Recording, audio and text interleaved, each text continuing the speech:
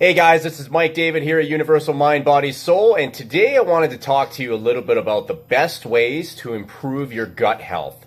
And kind of wanted to just kind of share some ideas and some points on some of the foods, some of the best ways and natural ways to improve your gut health. And gut health is really determining everything in vitality and well-being in your body. Your gut, everything really stems from your gut. And when your gut isn't working properly, it tends to carry over into other areas of your life because it's basically your fundamental foundation for absorbing micro and macronutrients. So when that's not working properly, your organs don't function properly, naturally you're going to kind of fall short in your mood, your sleep habits, your immune system.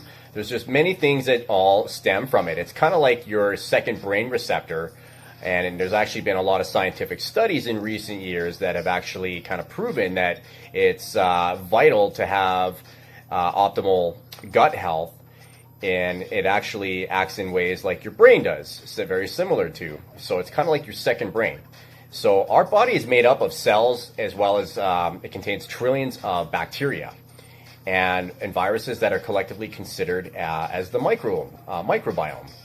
And many years ago, I had a lot of digestion issues and a lot of immune system issues, and I was, doing a lot of studies at one of the naturopathic doctors that I was working at while I was in school. My time there, I really learned a lot about how the body works and how the body kind of absorbs a lot of supplementation, natural foods, macronutrients, and why it's important to really have a good starting point base with gut health. All right. So some of the testing I did was pretty interesting, and it was a huge eye opener as far as what gut microbiome was.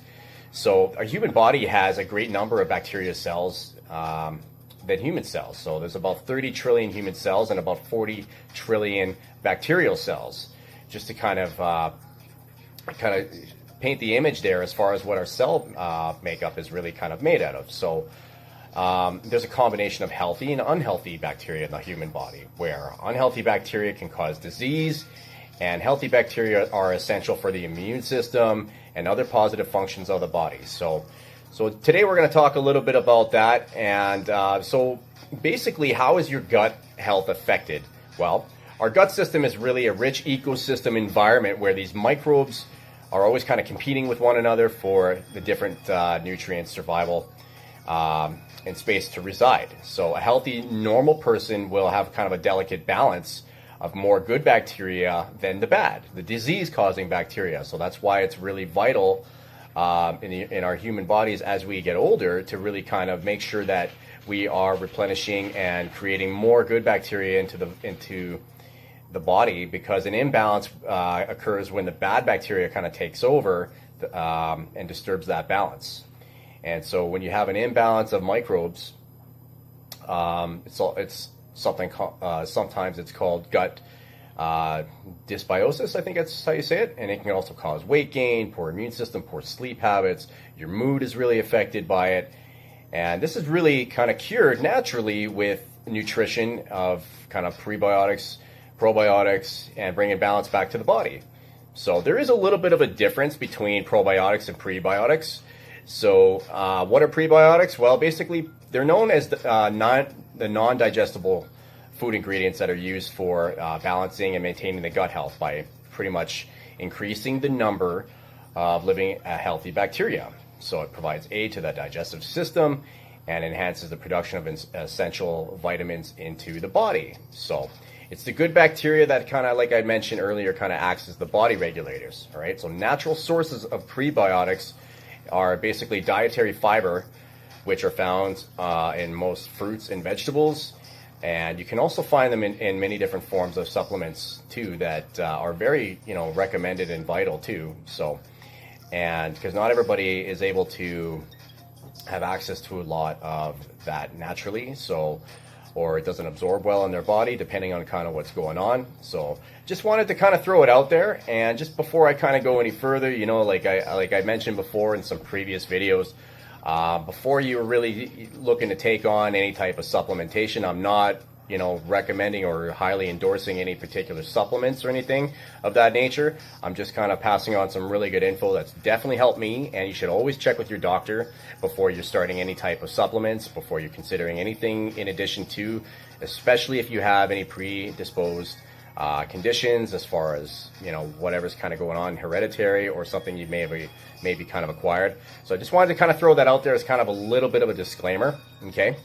But a good source of natural prebiotics are bananas, raw onions, artichokes.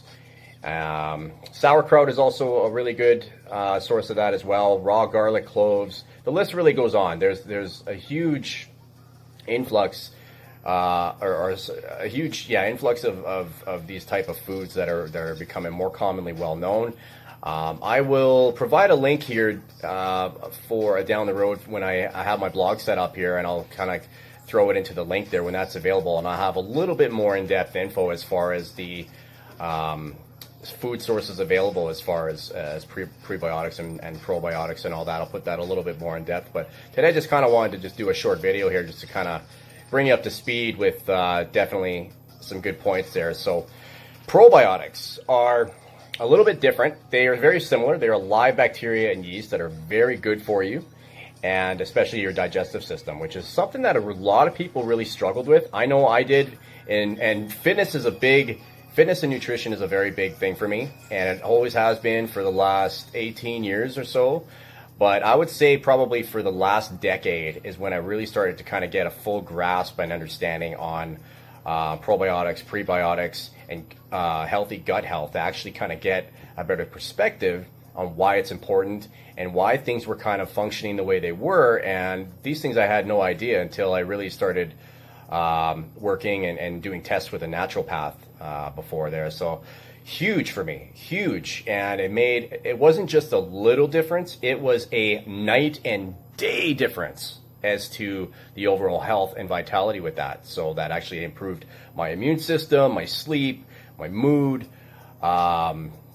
mental clarity, like all these things combined with good eating and good health nutrition habits really played a good vital role in that. So they work in many different ways, each kind of having their own vital way, important role on the body when it comes to probiotics. But research have found that probiotics are important to choose kind of the right type, and some of the few choices that you can get naturally are found in yogurt. Yogurt's a good source of it, but I find that with yogurt, it's not something you kind of want to exclusively rely on. Like a lot of people think that yogurt is pretty well enough, and maybe depending on the gut health, but everybody's going to vary and everybody's going to be different, because yogurt is good for calcium, it's good for vitamin D.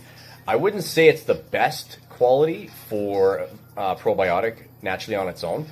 Number one, it's manufactured, it's processed into packaging, and then it goes on store shelves for a while. So, during the transition phase, from the stores, from the manufacturer to the stores and then the shelf and all that sort of thing, depending on how it's handled, I mean, there's a lot, the quality isn't really going to always remain, and it's not going to always be live as you would with other forms of raw probiotics like sauerkraut and kimchi, and even taking a good supplementation form that's actually stored in a refrigerator. So those would be kind of a broader spectrum to kind of give you a better, active release of millions upon millions of probiotic, rather than just relying on yogurt. I know a lot of people think that it is a reliable source. It's giving you some, but it's not going to give you the best quality. So I just kind of want to throw that out there a little bit. So some supplements do offer a pretty good spectrum. Like I say, the best ones usually are the ones that are found in refrigerated establishments. So, and because there's a broad, they have different types of strains and whatnot. So it's really dependent on your age, your gut health. So again, it's really advisable to kind of get tested. Go and see a naturopathic doctor to kind of find out where you're at in terms of gut health. and you kind of see exactly where you're at with your immune system, because that's really going to tell all. It's really going to kind of determine exactly where you're at and where you should be, and where you should be kind of steered into that direction. So so natural good ways to kind of improve your gut health naturally without all the supplementation and whatnot, if you're kind of not there yet, is one is to consume less sugar and sweeteners. Okay. Two would be to kind of manage your psychological stress and environmental stress. Stress is a big killer on the gut. One of the biggest killers on the gut. If you're not managing that properly, yeah, your gut is going to kind of tell you something, and you're going to kind of find yourself in a position where you're going to be sleep deprived, and it's really going to play a vital role on your gut health. If you can, also, number 3 is to avoid taking antibiotics at all costs where you can, unless it's absolutely necessary that you're trying to fight off some sort of infection. Fine, but if you can get away with it and you can avoid taking antibiotics, I would definitely recommend that, just from my own experience, because I was taking it before for all sorts of flus and all that when I was younger, and thinking that was doing me all good, and I had no idea what the actual damage it was playing on my gut health, and it took years to kind of replenish that. So a good way to damage your gut microbiome is to take a lot of antibiotics. So a good way to improve your health as well is regular exercise. Okay, that kind of goes without saying. If you can reduce your stress and reduce your cortisol levels, regular exercise will definitely help with that as far as improving gut health. And getting good quality sleep. 5 would be definitely a good quality sleep, as it improves your mood, reduces stress as well, and it's good for your overall gut health. A good 7 to 9 hours between is recommended, and there's been scientific studies done on that now that you can find, that is basically going to kind of shed some light on that as well. Sleep is vital. It's definitely something that's going to help your overall gut health. And if you can, number 6 would be avoid smoking cigarettes at all costs. All right, smoking is nasty for your health all around. Bad for your lungs, bad for your heart. Alters your intestinal flora big time. So your gut flora, whether you notice it or not, is definitely going to be harmful to the microorganisms and the microbes. That is going to be definitely affected. And lastly, kind of number 7 would be eat more vegetables. Eat as many greens as you possibly can. Whether that be like myself, like what I usually prefer to do is make green smoothies, or you can just kind of consume another way of just kind of having as much greens on your plate as possible. So it kind of helps with weight loss. It's going to help with increasing more gut microbes. So, and you can kind of maintain your healthy gut overall just kind of by making these changes in your lifestyle. Like, it's really made a big difference in mine. Like I said, it wasn't just a little difference. It was a freaking night and day difference when it came to the gut health in general. So, bottom line, as I described the gut microbiome being kind of a vital to your gut health, and prebiotics, which is a rich source of protection for your gut health, and then kind of going into some of the probiotics as well. It's necessary because these gut microbiomes are very important for your gut health. It controls digestion problems, and it's going to benefit your immune system. A lot of people don't know that, and I was not aware of that too.